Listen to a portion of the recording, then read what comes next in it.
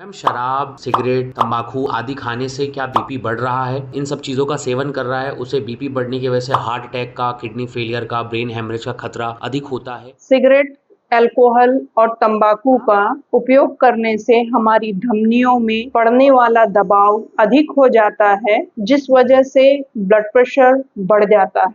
लो BP को control करने के लिए आपको अपने आहार और विहार में कुछ बदलाव करने की जरूरत है। हाई ब्लड प्रेशर की दवाई लंबे समय से यदि आप खा रहे हैं बिना चिकित्सक की सलाह के, तो ये आपके लिए नुकसानदायक हो सकता है। बीपी क्या होता है? ब्लड प्रेशर यानी आपके रक्त का आपके हार्ट के ऊपर में या धमनी के ऊपर में पड़ने वाला दबाव ब्लड प्रेशर होता है। हार्ट, किडनी, लीवर पर बीपी का क्या असर पड़ता है? जी हाँ, हाई ब्लड प्रेशर का असर किडनी, लीवर और हार्ट तीनों पर होता है। हार्ट में उसकी कार्य क्षमता बढ़ जाएगी और उसको अधिक प्रेशर के साथ में पूरी बॉडी में ब्लड की सप्लाई करनी पड़ेगी। लीवर पे ब्लड का सर्कुलेशन कम हो जाएगा, जिससे कि लीवर का फंक्शन कम होगा। और किडनी, जो कि हमारे शरीर से वेस्ट पदार्थों को बाहर निकालने का काम करती है, उस पे भी इसका दुष्प्रभाव होगा और उसका फंक्शन कम हो जाएगा।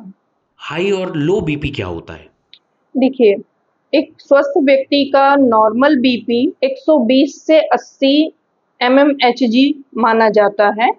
जब आपका ब्लड प्रेशर 120 और 80 से बढ़ जाता है, मतलब आपके हृदय की धमनियों पर रक्त का दबाव अधिक हो जाता है, तो इसे हाइपरटेंशन या हाई बीपी कहते हैं। और यदि यह दबाव 120/80 से नीचे चला जाता है, यानी 90/60 तक हो जाए, तो इसे लो बीपी कहते हैं। बीपी को कैसे कम किया जा सकता है? हाई बीपी को कंट्रोल करने के लिए हम अपना आहार, विहार और विचार यदि संतुलित कर लें, तो इसमें काफ़ी हद तक दवाइयों की आवश्यकता नहीं पड़ेगी। जैसे आहार में अधिक नमक का सेवन ना करें, ज़्यादा मात्रा में फल, सब्जियाँ और जल्दी पचने वाले भोजन का उपयोग किया जाए। दूसरे, नींद बराबर पूरी मात्रा में ली जाए, 7 से 9 घंटे की। तीसरा, रोज 30 मिनट का व्यायाम, हल्का टहलना, योग, प्राणायाम करने से आपको इसमें काफ़ी फायदा मिल सकता है। बीपी की मेडिसिन लेने पर क्या किडनी पर और लीवर पर असर पड़ता है? हाई ब्लड प्रेशर की दवाई लंबे समय से यदि आप खा रहे हैं बिना चिकित्सक की सलाह के, तो ये आपके लिए नुकसानदायक हो सकता है, क्योंकि चिकित्सक ने आपके लिए जो दवाई की आयोजना की है, वो आपके शरीर को देखते हुए कुछ समय के लिए आपको बताया गया है।